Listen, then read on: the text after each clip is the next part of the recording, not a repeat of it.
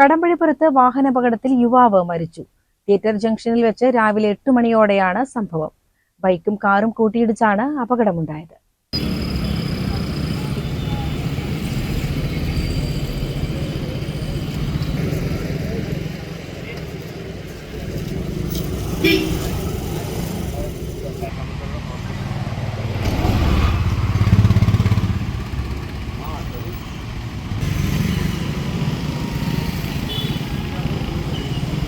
കടമ്പഴിപ്പുറം കുറുവമ്പാടം സ്വദേശി അശ്വനാണ് മരിച്ചത്.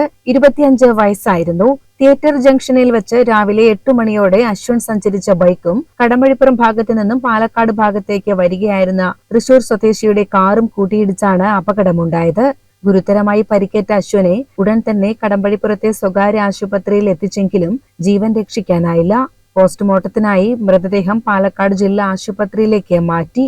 CCN കടമ്പഴിപ്പുറം.